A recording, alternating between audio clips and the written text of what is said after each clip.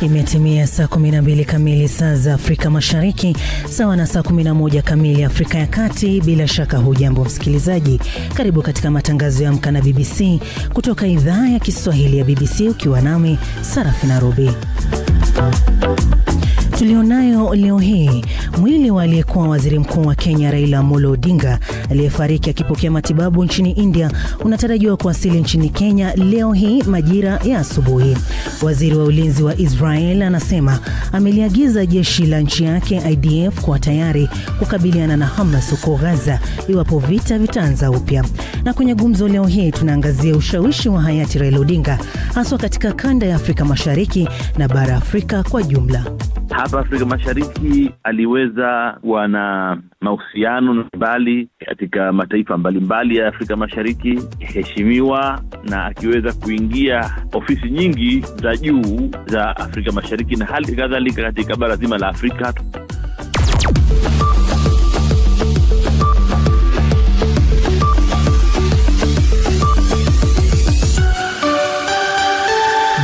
Shaka ni Alhamisi tarehe 16 mwezi wa 10 mwaka 2025.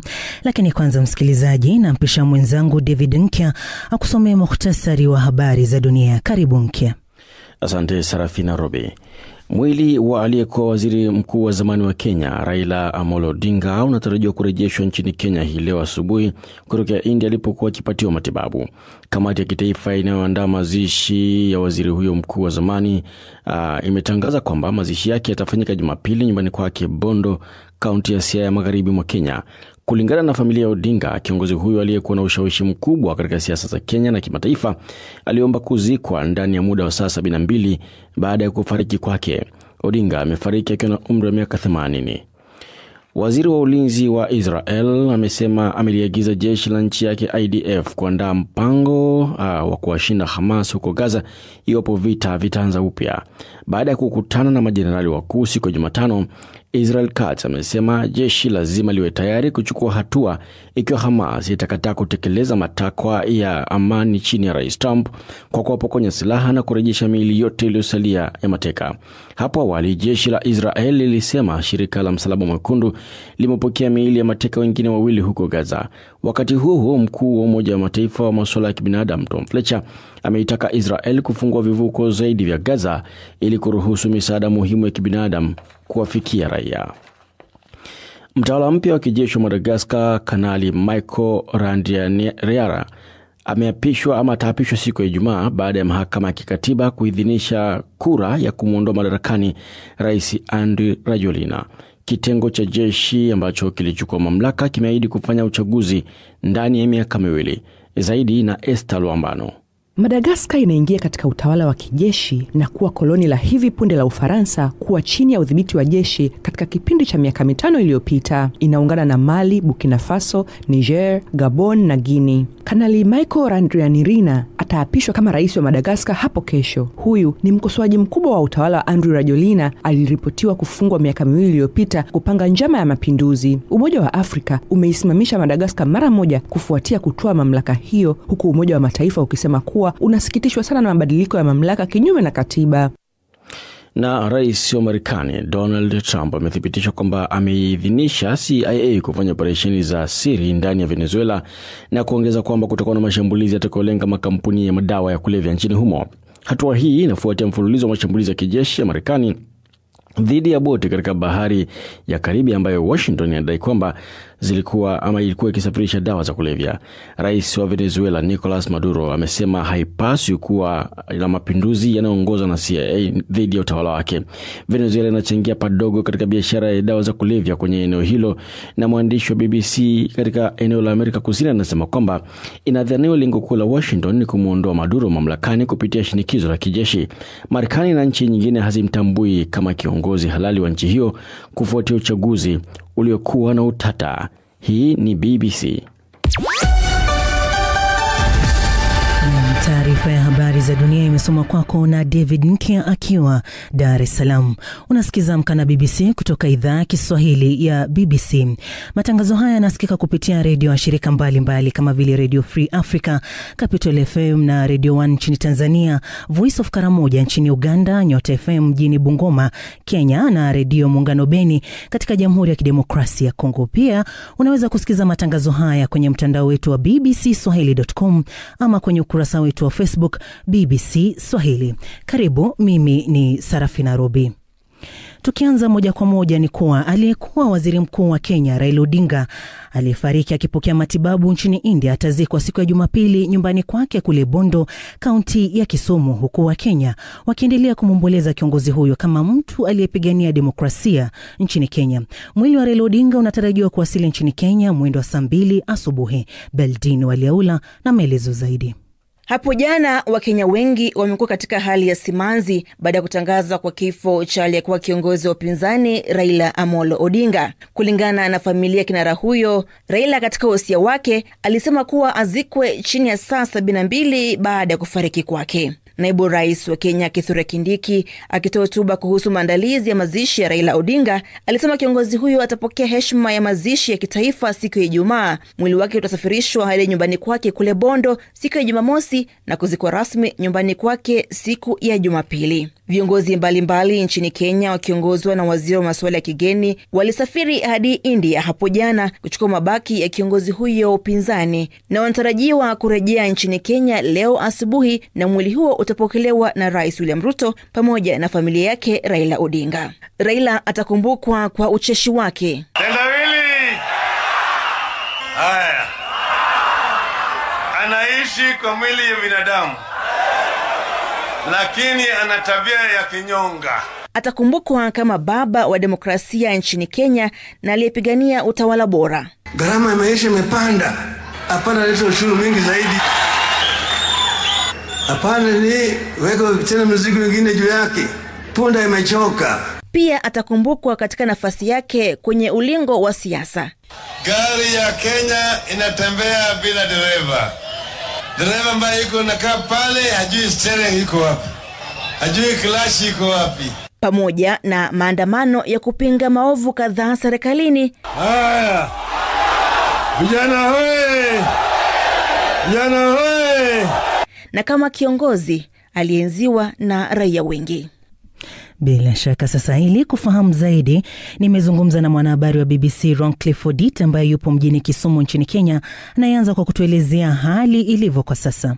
Hapa kuna biwi la simanzi. Watu wengi bado hata hawajaamini kama Raila amefariki. Unakutana na watu ambao bado wanatokwa na majonzi, watu ambao bado wameketi peke yao wamesononeka. Kwa ujumla hali hapa ni ya simanzi kubwa sana. Sasa taarifa ni kuwa ratiba ya mipangilio ya kurudishwa kwa mwili wake kutoka India na maziko imeshatolewa. Inasemaje kwa kifupi? Kwa kifupi ni kwamba jana usiku familia ya Raila Amolo Odinga ikiongozwa na mkewe pamoja na baadhi ya wanafamilia na viongozi wakuu wa serikalini wakiongozwa na waziri kinara Musalia Mudavadi walisafiri kwenda nchini India na wakawasili India na wameondoka tayari India, na leo asubuhi mwendo wa kama 2:30 saa 3 hivi saa za Afrika Mashariki watakuwa wanawasili jijini Nairobi. Alafu mara baada ya kuwasili Nairobi watapokelewa na Rais William Ruto pamoja na viongozi wengine wakuu serikalini katika uwanja wa ndege wa kimataifa wa Jomo Kenyatta, kisha wataelekea katika chumba cha kuhifadhia maiti cha Lee. Alafu baadaye saa 6 mchana mwili wa Raila Amolo Odinga utachukuliwa kutoka chumba cha kuhifadhia maiti cha Lee hadi katika bunge la taifa jijini Nairobi, ambapo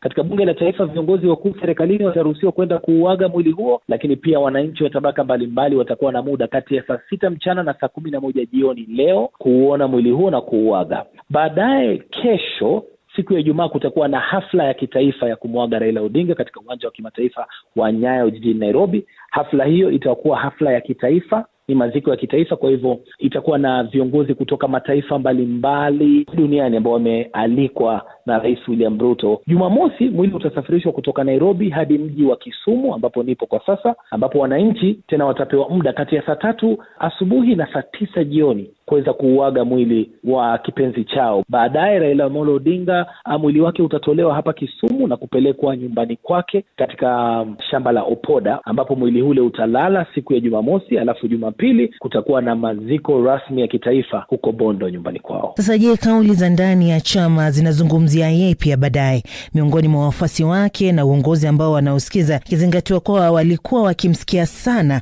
na kufuata maamuzi yake? Sarafina, ni vigumu sana kuzungumza hilo kwa sasa. Kwa watu ambao tulimjua Raila Amolo Odinga, wengi walikuwa wanamuona kama mtu wa kipekee ambaye angelikomboa taifa hili.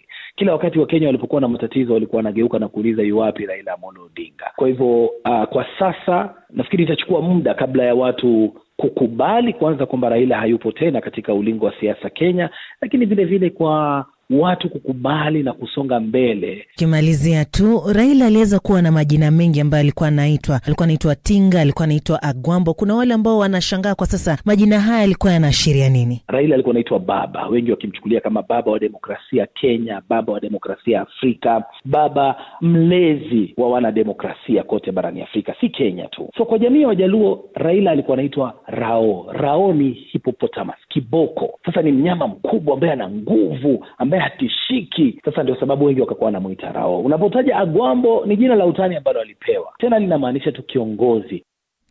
Bila shaka huyo ni Roncliffe Odita ambaye yupo mjini Kisumu akiendelea kufuatilia maziko hayo ya Raila Amolo Odinga. Tukiendelea msikilizaji, ni kuwa waziri wa ulinzi wa Israel anasema ameliagiza jeshi la nchi yake IDF kuandaa mpango wa kuwashinda Hamas huko Gaza iwapo vita vitaanza upya. Baada ya kukutana na majenerali wakuu siku ya Jumatano, Israel Katz amesema jeshi lazima liwe tayari kuchukua hatua ikiwa Hamas itakataa kutekeleza matakwa ya amani chini ya Rais Trump kwa kuwapokonya silaha na kurejesha miili yote iliyosalia mateka. Hapo awali jeshi la Israel lilisema shirika la Msalaba Mwekundu limepokea miili ya mateka wengine 2 huko Gaza. Zaidi na David Nkia. Tayari Hamas imesema kwamba imejitolea kwa makubaliano ya kusitisha mapigano, lakini itahitaji muda na vifaa maalumu ili kuwapata watu walionaswa katika majengo makubwa yaliyoanguka wakati wa mashambulizi ya Israel. Wakati huo huo, mkuu wa Umoja wa Mataifa wa masuala ya kibinadamu Tom Fletcher ameitaka Israel kufungua vivuko zaidi vya Gaza ili kuruhusu misaada ya kuokoa maisha kwa watu. Kwa upande wake, Tess Ingram kutoka mfuko wa Umoja wa Mataifa wa kuhudumia watoto UNICEF amesema mahitaji ya wakazi wa Gaza bado ni makubwa. Kwa sababu tu kuna usitishaji mapigano haimaanishi kwamba njaa imekwisha au kwamba kiwewe kinatoweka. Kwa hivyo tunahitaji sana kupata msaada huo haraka na kupeleka kwa watu wanaohitaji. Inasaidia kuokoa maisha. Hali imebadilika haraka katika mwelekeo tofauti katika kipindi cha siku chache zilizopita. Nimezungumza na watu nyakati ambapo walihisi kutokuwa na uhakika kuhusu kama usitishaji wa mapigano ungeendelea.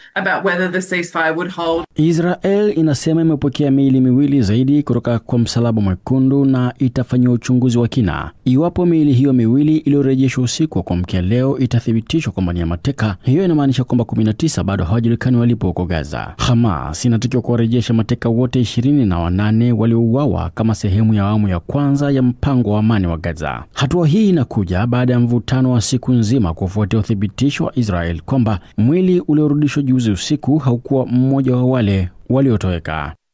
Na sasa tuelekee viwanjani na Florian Kaijage.